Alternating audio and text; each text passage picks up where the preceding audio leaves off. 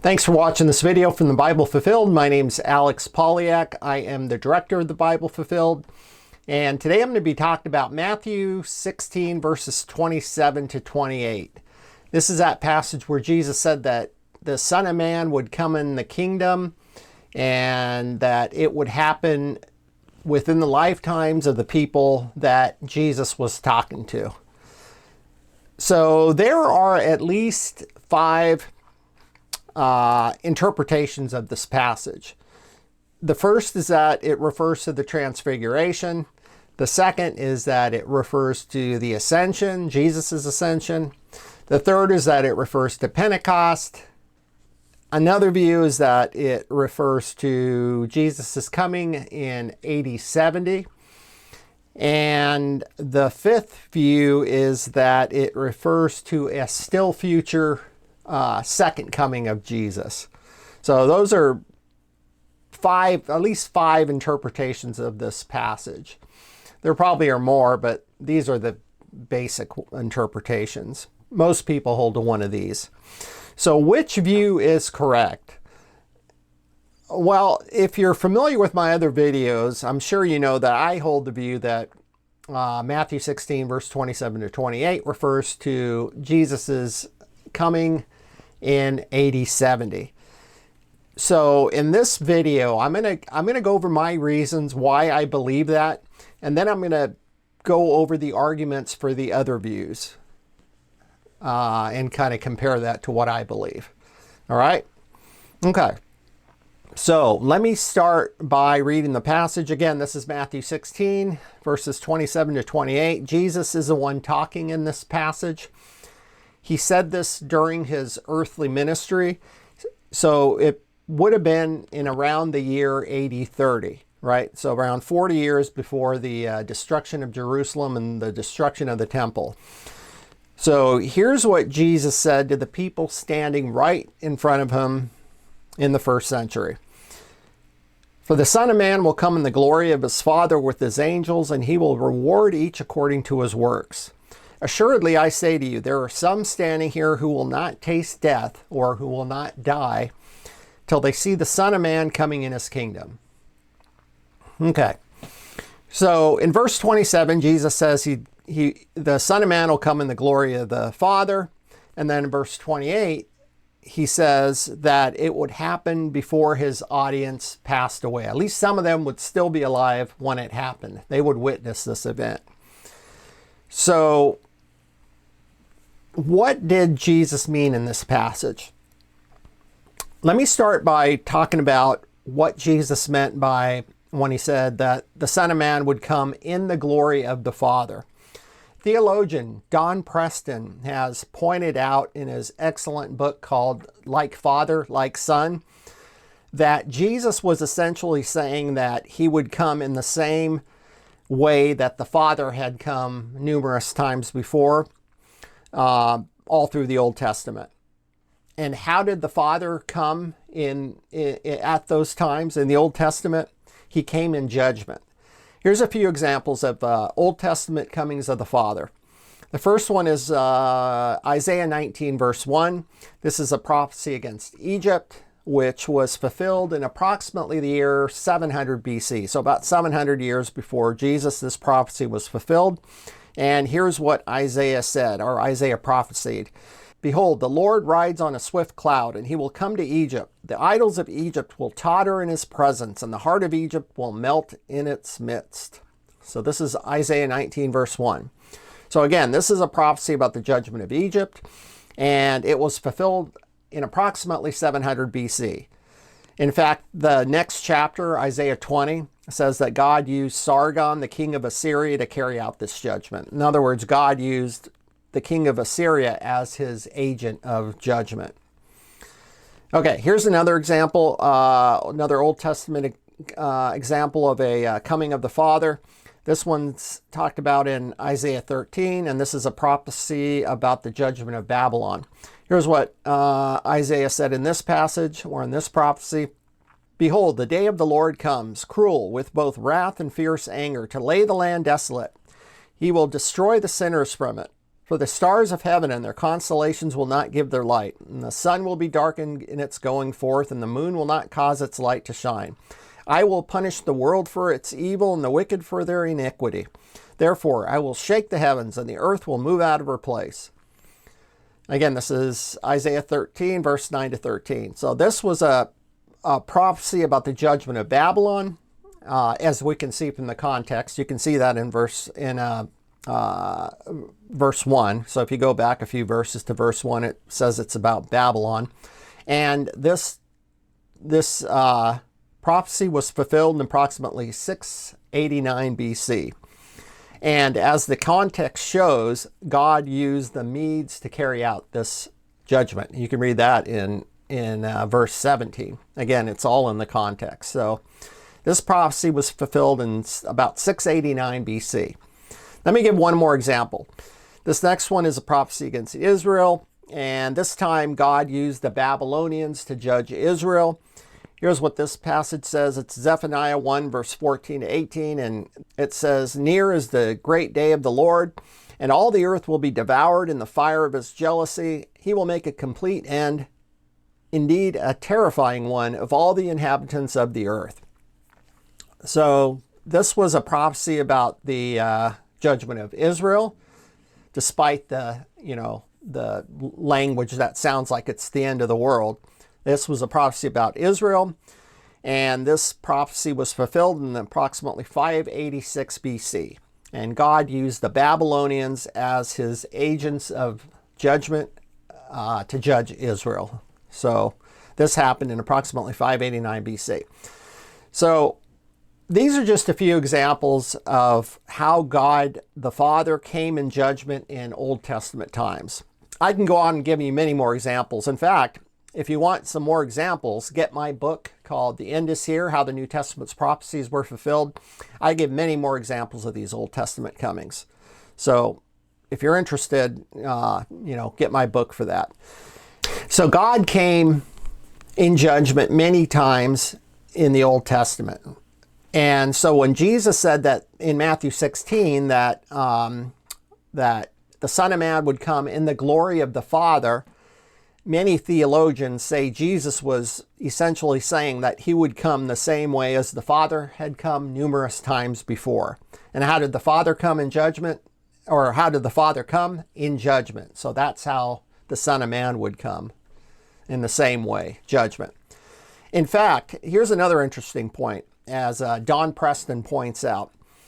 Jesus made a really telling statement about the upcoming judgment of Jerusalem. Jesus had warned that the temple and Jerusalem would be destroyed. He said that many times, by the way, but here's what he said about that in John 5, verse 19.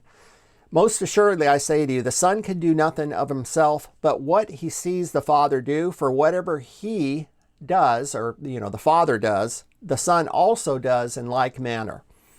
So Jesus was specifically talking about his upcoming judgment, or his upcoming coming in this passage, as we can see in verse 22. And Jesus said he would do things in the same manner as the Father had. In other words, in Old Testament times. So this is what Jesus probably meant in Matthew 16 also, when he said he would come in the glory of the Father. He would come in the same way that he had seen the Father come numerous times before, as seen all through the Old Testament. And remember, Jesus said that this event would happen within their lifetimes, within the people. I mean, some of the people he was talking to in Matthew 16 would still be alive when this judgment happened. So did this judgment happen? Absolutely. Within 40 years, in the year 80-70, Jerusalem and the temple were destroyed. And this happened in exactly some of the people that Jesus was talking to, in Matthew 16 were still alive to witness this event. It happened about 40 years later. In fact, the first century historian Josephus even documents that this event happened in 80-70. Jerusalem was destroyed, the temple was destroyed, 1.1 million Jews were killed, another 97,000 were taken into slavery. So Jesus came in the glory of the Father in the year 80-70 within the lifetimes of the people that he was speaking to in Matthew 16. Jesus also talked about this same event in the Olivet Discourse. Jesus gave the Olivet Discourse about a week before his crucifixion, in around the year AD 33, roughly. So let's compare what Jesus said in Matthew 16 to what Jesus said in the Olivet Discourse. Again, in Matthew 16, Jesus said, "For the Son of Man will come in the glory of his Father with his angels. He will reward each according to his works. Surely I say to you, there are some standing here who shall not taste death till they see the Son of Man coming in his kingdom." Okay, so that's Matthew 16.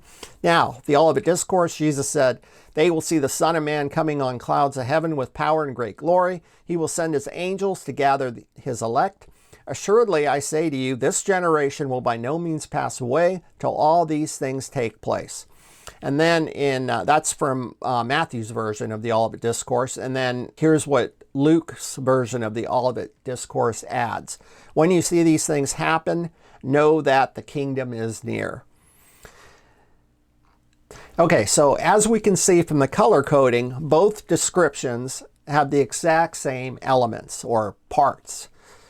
Both talk about the Son of Man. Both talk about the Son of Man's coming in glory with angels in his kingdom. So both have the exact same elements, and they're even listed in the exact same order. Moreover, both passages give the exact same fulfillment time frame. In Matthew 16, Jesus said it would happen, within the lifetimes of the people he was talking to. And then in Matthew, or in the Olivet Discourse, Jesus said it would happen within this generation. A biblical generation, by the way, equates to around 40 years. You can see this in Hebrews 3, verse 8 to 10, or Numbers 14, verse 30 to 34, or Nehemiah 9, verse 21. So a biblical generation is approximately 40 years. Jesus gave the Olivet Discourse in approximately the year AD 33. So it must have happened within around 40 years. Or in the year AD 70, and it did happen. That's exactly when Jerusalem and the temple were destroyed. So both prophecies give the exact same elements or parts, which are even listed in the same order, and then both prophecies give the same fulfillment time frame. So it's obviously the same event. I mean, this is obviously the same event. Here's another interesting thing. In the Olivet Discourse, which is the bottom passage, Jesus links these events to the destruction of the temple, which all historians agree happened in the year AD 70. The Olivet Discourse starts out with Jesus, saying that the temple would be destroyed, not one stone would be left upon another, he said. And then the disciples ask when it would happen. Then Jesus gives the various precursors like false messiahs, tribulation, persecution. Then Jesus talks about his coming on clouds of glory. And then Jesus said all these things would happen within this generation. So this cloud coming is linked to the destruction of the temple, which all historians agree happened in AD 70. So therefore, since the Olivet Discourse is linked to this event in AD 70, so is Matthew 16, because as I just showed, both passages are talking about the exact same event. There's another way also to show that Matthew 16, verse 27 to 28 was fulfilled in the first century, and that is by comparing it to the parallel account in Mark 8, verse 38 to verse 9:1. By the way, this is a terrible place for a chapter division. I don't know why they put that division right there, but Mark 8:38 through 9:1 is all talking about the same event. And let's see. Okay, so here are those passages. You can see them back to back. Again, Matthew 16 says, "For the Son of Man will come in the glory of his Father with his angels. He will then reward each according to his works. Assuredly, I say to you, there are some standing here who will not taste death till they see the Son of Man coming in his kingdom." This is Matthew 16, verse 27 to 28. Then Mark 8, verse 38 to 9:1 says, For whoever is ashamed of me and my words in this adulterous and sinful generation, of him the Son of Man will also be ashamed when he comes in the glory of his Father with his angels. Assuredly, I say to you, there are some standing here who will not taste death till they see the kingdom of God present with power. So these are parallel accounts, right? Both mention the Son of Man coming in glory with angels to usher in the kingdom. And both say it would happen, within the lifetimes of the people that Jesus was talking to. At least some of them would still be alive to witness it. So this is obviously the same event. They're parallel accounts. Notice also that in Mark's account, which is the bottom one, Jesus talks about a adulterous and sinful generation. We can be 100% sure that Jesus is referring to his generation in the first century because Jesus often described his contemporaries in this very same way. For example, in Matthew 12, verse 39, Jesus called his contemporaries an adulterous generation. This is the exact same thing he used in Mark 8. Then in Matthew 17, verse 17, Jesus called his contemporaries a faithless, perverse generation. The apostles, too, repeatedly referred to their contemporaries in the same way. In Acts 2, verse 40, for example, Peter said, "Save yourself from this perverse generation." And then in Philippians 2, verse 14 to 15, Paul called his contemporaries a crooked and perverse generation. The reason Jesus and the apostles called their contemporaries, in these kinds of terms is because they rejected the Messiah and they eventually ended up killing him. Technically, it was the Romans who killed Jesus, but they did it at the behest of the Jews. And you can see this in Luke 23, verse 21 and John 1, verse 11. So it is this wicked, adulterous generation that Jesus is talking about in that Mark 8 passage. Well, Mark 8 through Mark 9. The passage I'm discussing. And Jesus said that this wicked generation would be judged soon. And he said it would happen within the lifetimes of the people he was talking to. So Mark 8 is talking about the very same judgment that Matthew 16 is talking about. They're parallel accounts, as I just showed. And this judgment happened in the year 80-70, as I just showed. The Jews who rejected Jesus were wiped out, in 80-70. One thing I want to note, though, keep in mind that Matthew 16, verse 27 to 28, also talks about people being rewarded. As Jesus said in Matthew 16, verse 27, each will be rewarded according to his works. So 80-70 was more than just a judgment. It's true that there was a massive judgment that wiped out Jesus' enemies, but his friends, like the righteous remnant of Israel in that day, people like John the Baptist and the apostles and the rest of the disciples, as well as the righteous people who had died prior to Jesus, who were in Hades waiting for their rewards. These people were all rewarded in 80-70. So while the wicked were judged in 80-70, the righteous were rewarded. So judgment and rewards go hand in hand. Even in the Olivet Discourse, Jesus talks about both judgment and rewards.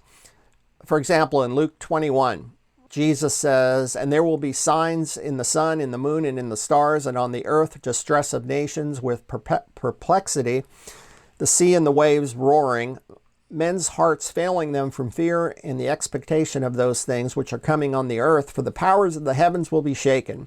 Then they will see the Son of Man coming in clouds with power and great glory." So this is Luke 21, verse 25 to 27. This is obviously describing judgment of the wicked. But then Jesus goes on to say in the very next verse, "Now when these things begin to happen, look up and lift up your heads." And he's talking to his disciples here, "because your redemption is near." So this is describing salvation for the righteous. So the year AD 70, it was a time of judgment, but it was also a time of salvation. So judgment and salvation go hand in hand. By the way, for more about this subject, check out my article called Judgment and Salvation Go Hand in Hand. I'll leave a link to that article in the video notes below. I give many more examples of showing that whenever there's judgment, there's also rewards at the same time. So all through the Old Testament, you can see examples of this. I'll leave a link to that article in the video notes below if you're interested. Okay, so I want to make one last point about Matthew 16, 27 to 28, and it is this. And this may blow your mind if you're not used to watching my channel, but this passage, Matthew 16, verse 27 to 28, is referring to the very same event described in Matthew 25, verse 31 to 34, which everybody agrees is describing the second coming. Let me put both of these passages up on the screen. Okay, so here's Matthew 16, verse 27 to 28. I'll read it one more time. For the Son of Man will come in the glory of his Father with his angels. He will reward each according to his works. Surely I say to you, there are some standing here who shall not taste death till they see the Son of Man coming in his kingdom. Okay, so that's Matthew 16. Now, compare that to Matthew 25, verse 31 to 34. It says, when the Son of Man comes in his glory, and all the holy angels with him, then he will sit on the throne of his glory. All the nations will be gathered before him. He will separate one from the other, as a shepherd divides his sheep from the goats. Then the king will say to those on his right, come, you who are blessed of the Father, inherit the kingdom prepared for you from the foundations of the world. So both of these passages contain the same elements, right? You can see the colors show this. Both talk about the Son of Man coming in glory with angels to reward the faithful, and both talk about the ushering in of the kingdom of God. The elements are even listed in the very same order, by the way. Moreover, Jesus uttered both statements in approximately the same time period. Jesus is talking in both of these passages, and Jesus spoke this basically in the same time period. I mean, his entire ministry only lasted 3.5 years, so he said both things in approximately the same time period. So if Jesus was describing two different events, surely he would have, said something to avoid confusion. He certainly would not have used the same descriptive elements in the very same order, yet had a completely different event in mind. Furthermore, both events are described in the same book of Matthew, just a few chapters apart. So if these were different events, Matthew 2, I'm sure, would have told us.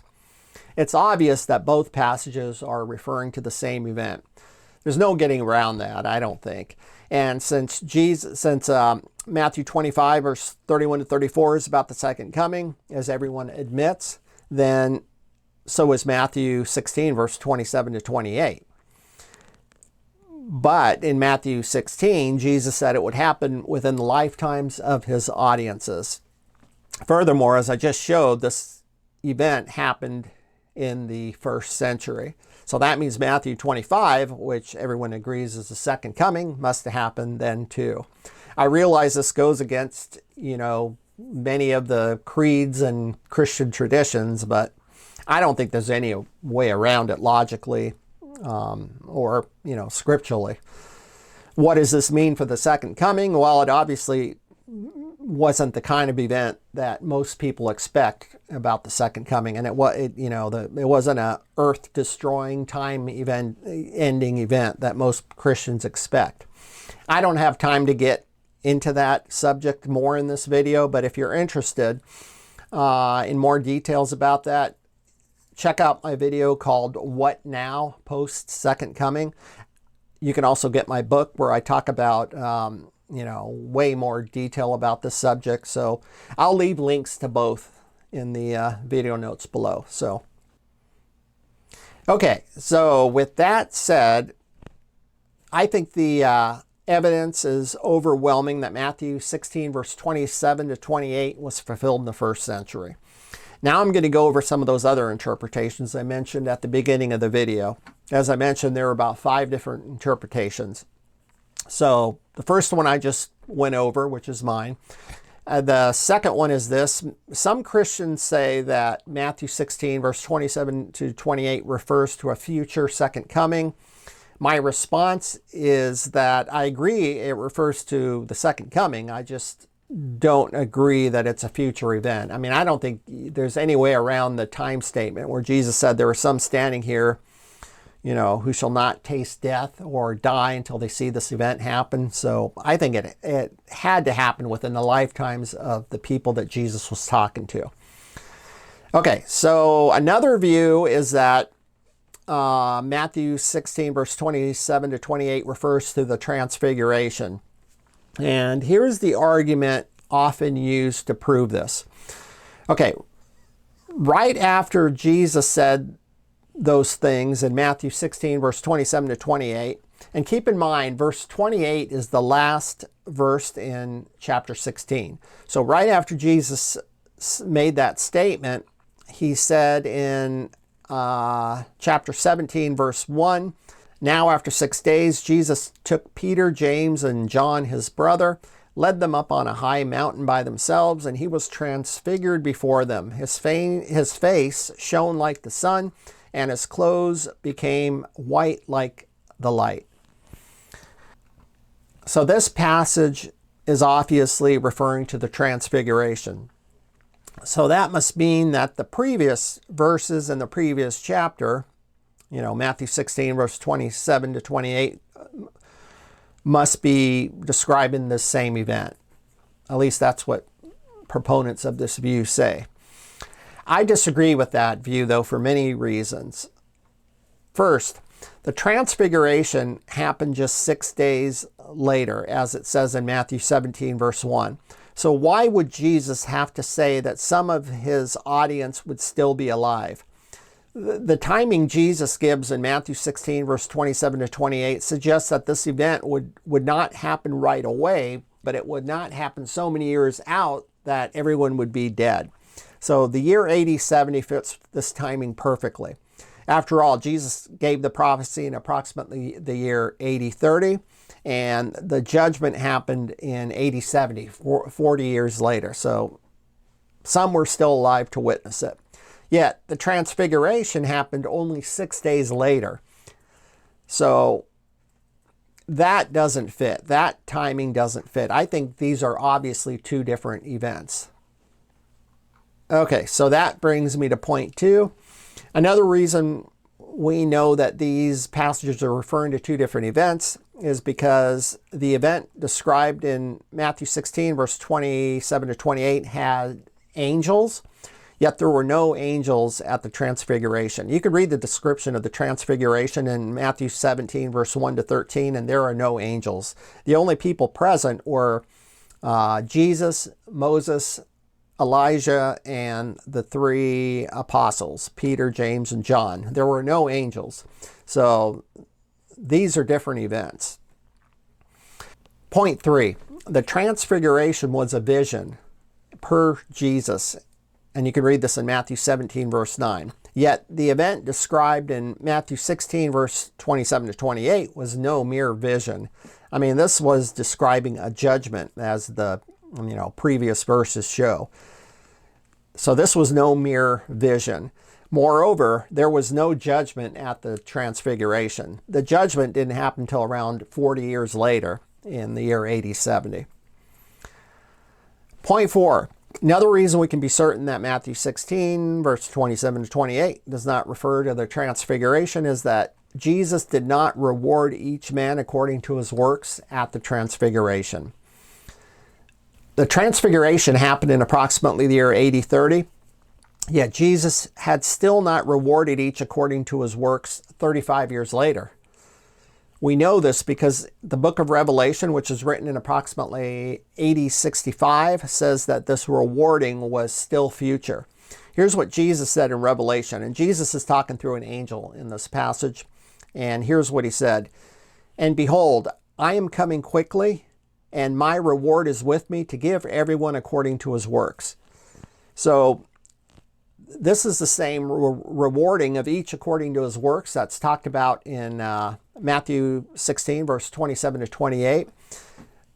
So this cannot possibly be about the Transfiguration, which happened 6 days later. I mean, Revelation was written 35 years later, and it still hadn't been fulfilled.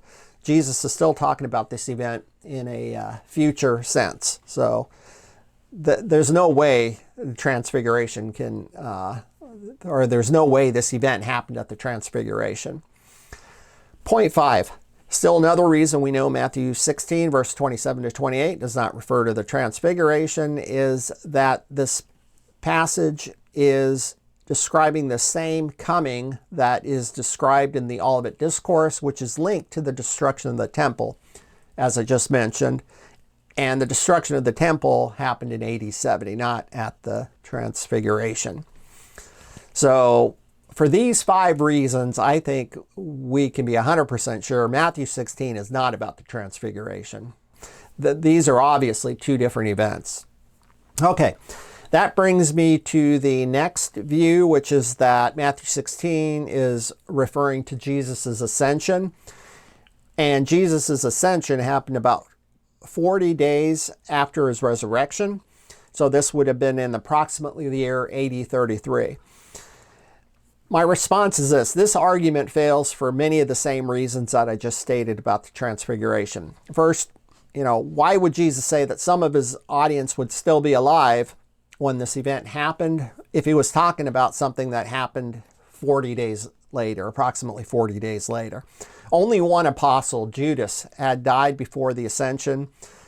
So to me, it makes much more sense to interpret Jesus' words as meaning that it would not happen right away, but it would not happen so far out or so many years away that everyone would be dead. There would still be some people alive when this event happened. Again, the year AD 70 fits perfectly with this. Point 2, Jesus did not reward each according to his works at the Ascension. As I already showed, the book of Revelation, which was written 35 years later, still looked forward to this event. As Jesus said in the year AD 65 in Revelation, behold, I am coming quickly, and my reward is with me to give each according to his works. So this rewarding still had not happened 35 years later after the Ascension. So Matthew 16 cannot possibly be about the Ascension. Point 3, as I already pointed out, Matthew 16 refers to the same coming described in the Olivet Discourse, which is linked to the destruction of the temple. But the temple was not destroyed at the Ascension. So it did not happen until 35 years after the Ascension. So for these reasons, Matthew 16 cannot possibly be about the Ascension. Okay, so what about the view that says Matthew 16 refers to Pentecost, which happened about a week after the Ascension in approximately the year AD 33? People who hold this view often point out that Matthew 16, verse 27 to 28, and Mark 8, verse 38 through 9, through chapter 9, verse 1 are parallel accounts, and which I agree with, by the way, as I just showed a few minutes ago. They also point out that Mark 8, verse 38 through Mark 9, verse 1 talk about Jesus coming in the kingdom with power, which is exactly what happened at Pentecost. So these events must be referring to the same event. Let me show you these passages back to back. So again, in Mark 8, verse 38 through chapter 9, verse 1, Jesus said that, assuredly I say to you, there are some standing here who will not taste death till they see the kingdom of God present with power. And then at Pentecost, Acts 1, verse 8 says, you shall receive power when the Holy Spirit has come upon you. So those who say that these passages are talking about the same event point out that both passages mention power because they refer to the same event, Pentecost. And remember, Mark 8, verse 38 through Mark 9, verse 1 is a parallel account of Matthew 16, verse 27 to 28. So that means Matthew 16 must be referring to Pentecost also. I don't agree with that. First, just because Mark 8 and Acts 1 both mention power, which is the Greek word dunamis, does not mean that they refer to the same event. This kind of power, or another way of saying that is miracles, happen many times in many different events. For example, during Jesus' earthly ministry, Mark 13, verse 54 says that many of Jesus' countrymen wondered, where did this man get this wisdom and these mighty works? Dunamos. This is the same Greek word here. It's the same Greek word that's translated power in Mark 9 and Acts 1. So at another time, after a woman who had been bleeding for 12 years touched Jesus and was healed of her affliction, Jesus said, power, dunamis, had gone out of him. And you can read this in Mark 5, verse 30. So again, this is the same Greek word used in those other passages. So this kind of power, or dunamis, was present, at many different events. So just because that word was used in Mark 9 and in Acts 1 doesn't mean they are talking about the same event. Point 2, Pentecost happened within a few months of Jesus' statement in Mark 8, verse 38 through 9:1, which is a parallel of Matthew 16. So why would Jesus have to say that some of his audience would still be alive when it happened? It makes much more sense to interpret Jesus' words as saying that the event would not happen right away, yet it would not happen so many years out that his audience would all be dead. Some of them would still be alive to witness it. Again, the year AD 70 fits perfectly. Pentecost does not, because Pentecost happened in the year AD 33. Point 3, since Mark 8, verse 34 to 39 is the parallel of Matthew 16, verse 27 to 28, and Matthew 16 is linked to the destruction of the temple, as I just showed, then that means Mark 8 is also linked to the destruction of the temple. And the temple was not destroyed at Pentecost. So the temple was not destroyed until 35 years later. Point 4, since Mark 8, 34 through 9:1 is the parallel account of Matthew 16. Therefore, whenever Mark 8 was fulfilled is when each was rewarded according to his works, as it says in Matthew 16, verse 27.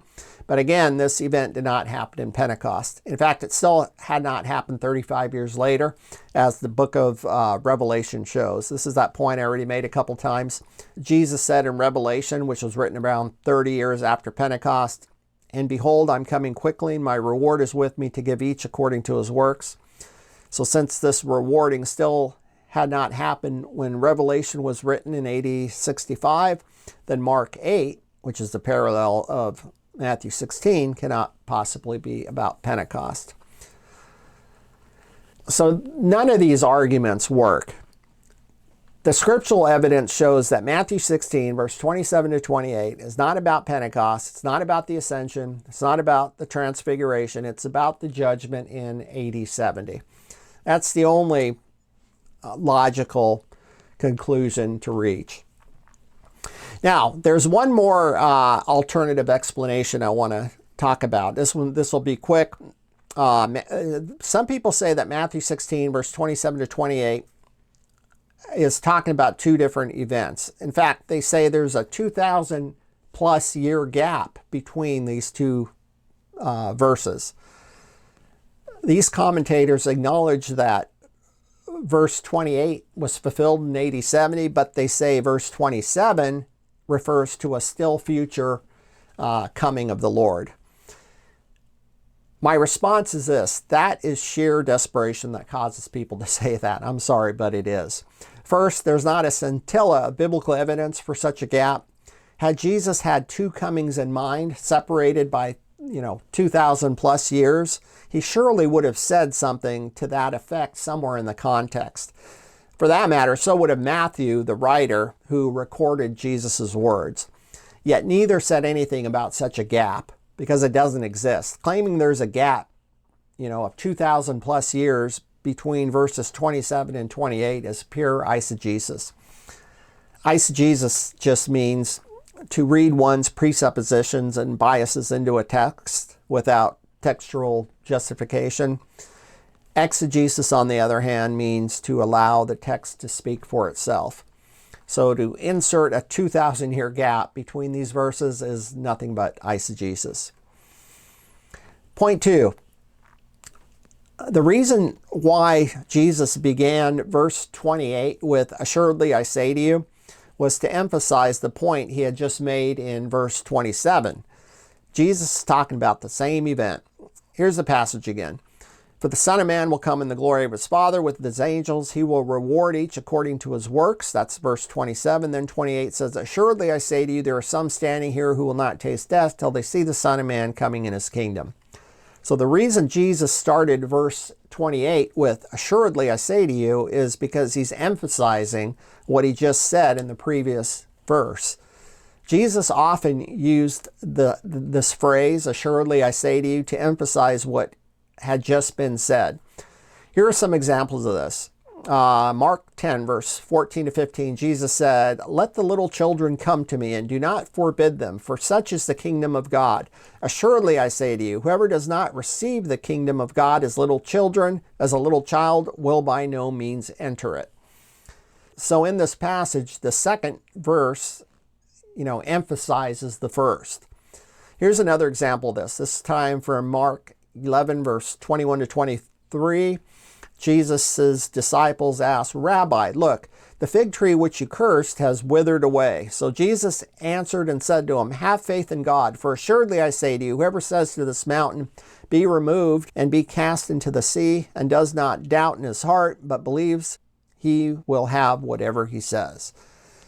So once again, Jesus is emphasizing what he had just said. His words, "Assuredly I say to you," are emphasizing what was just said. Here's another example, this time from Luke 23, verse 42 to 43.